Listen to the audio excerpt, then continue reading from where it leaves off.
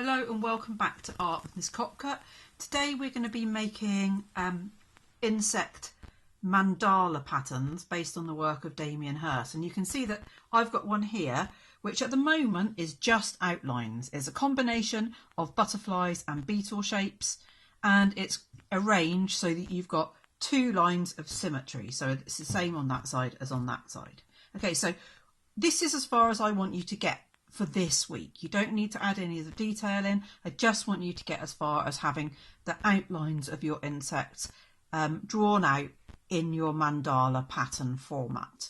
Okay, so what we're going to be doing first of all is creating some insect templates. This is one that I've cut out of paper of a butterfly. I'm going to be showing you how to trace from the templates on the computer screen and cut out so that you get nice templates like this. Okay, so you're going to need a pencil, a pair of scissors, and here I've just got some printer paper. Just any paper will do as long as it's quite thin, and I've ripped it up so I've got quite small pieces to work with.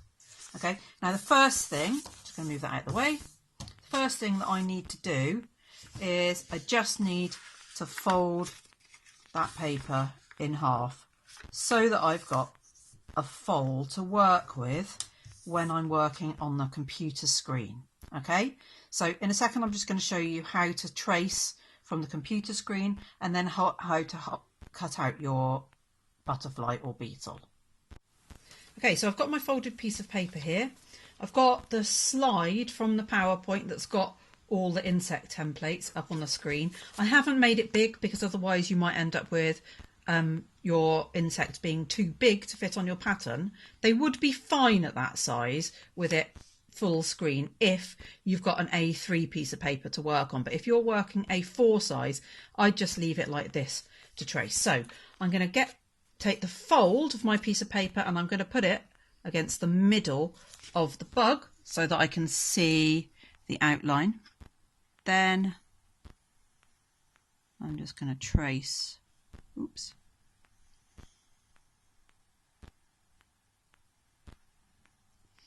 over the outline. Okay, so I've got half of the bug here. Okay, now let's move my computer out of the way. Now I've got my scissors. I'm going to keep my paper folded. Okay, now I can start cutting from the fold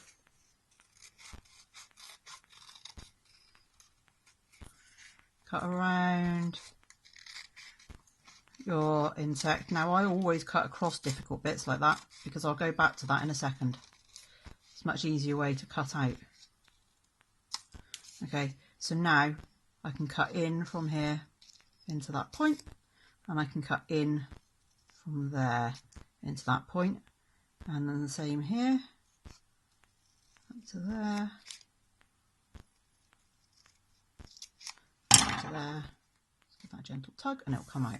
So now I've got my butterfly template. Now what you can do as well to give yourself a slightly stronger template to work with is if you've got a cereal box. Cereal card is absolutely brilliant for doing things like this. Okay, I'm just going to place, I've just cut along the line to open it up. Now this will make your life easier later on if you can do this, because it's easier to draw around cardboard than it is around paper. So I'm holding my paper down. You'll notice I haven't done this right in the middle of my bit of cardboard because that would make it much harder to cut out when I come to doing that. So I'm going to draw all around my bug, and then I'm going to cut this out from the cardboard, and I will have a much stronger template for when I'm creating my mandala pattern. Okay, so I'll come back to you when I've finished making my templates and I can show you how to start putting together your mandala pattern. Okay, so you can see here that I've got my piece of paper that I'm going to create my mandala pattern onto.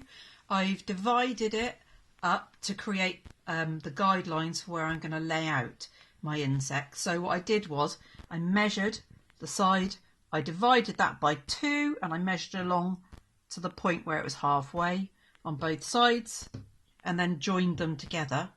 Then I used a protractor so that I could find an exact 45-degree angle, and then I drew my lines so that I've got perfect diagonals, so that this angle here is the same all the way around. That way I can be really sure that I'm going to be getting symmetry on here. Okay, now what we're going to do next is start to think about how we're going to arrange all the different bugs on there, but I wanted to just show you this. So I've turned all of my insect templates into cardboard ones. I've cut them out of cardboard, but I realised as soon as you cut it out of cardboard, you lose that central line of symmetry, which is really useful when you're laying it out onto the piece of paper. So I've drawn a line of symmetry back onto those, and I did that like this. So I've got my cardboard one, I've got the paper one that I used. I'm going to put it on top. Just going to slide that, whoops, down a tiny little bit. Oh, try and do it a bit better than that. Make a mark at the top. Then same at the bottom, slide up a little bit, make a mark at the bottom. Then use my ruler to draw in my line of symmetry. Okay, so now I've got my line of symmetry on all of my templates. It's going to be really easy to lay them out onto here. So you'll also notice, by the way, that I've got a variety of sizes. So that's going to be really important. If you have them all the same size, you'll find it's much harder to fit them onto your grid. Okay, so for example, if I had lots of big insects, that wouldn't really work because I've got quite a small piece of paper, really. Okay, so now what I can do is I can start to line up that line of symmetry on each template onto my background. So here I can just place it so that the line of symmetry falls on the line. Now what I'm going to do to start off with is plan out where I'm going to put everything, and I'm going to use my templates to do that. So I'm probably going to have my butterfly there. I'll have a smaller butterfly towards the middle here. Then I might get my beetle one, put it on here, and then I've got another butterfly here. Whoops. I can put that on there. So by planning it out, I know now that I'm going to be able to fit those onto those spaces. And I can even use some of the paper ones that I cut out earlier to add a few extras around the edge. So I'm planning it out at this point. All right, so once I'm happy with the placement of everything, I'm going to start off with my big one here. Just going to get the pencil, hold it down with your hand, make sure you hold it down fairly well. And I'm going to keep, if you're drawing around a template, try and keep your pencil quite upright, because you'll get a much more accurate line drawing around it. Then I'm just going to gently, try not to press too hard as well, because you'll find it's much easier to draw around it if you're pressing quite gently. If it moves at all, just move it back into position and then carry on.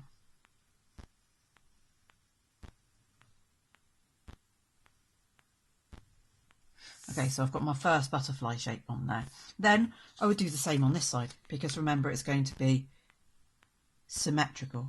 So I can carry on drawing around, whoops, make sure that's actually on the line.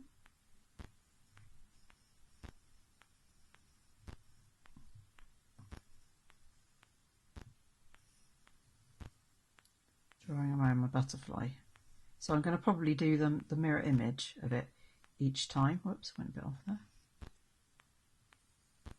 Okay, so I'm going to carry on drawing out my insect shapes, and I'll come back and show you how I'm getting on in a little while.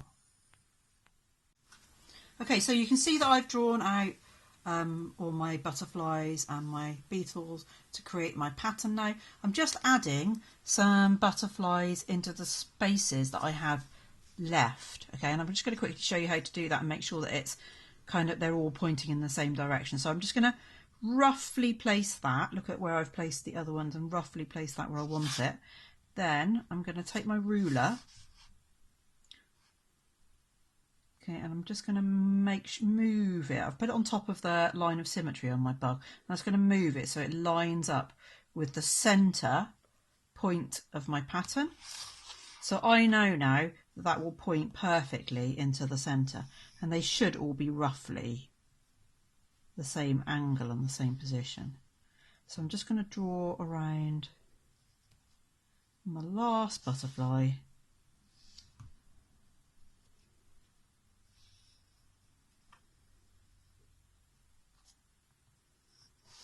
And you can see, because I've used some big, some small, and I've turned this one, for example, I've turned round the other way, I've managed to get them all to fit really nicely onto my piece of paper.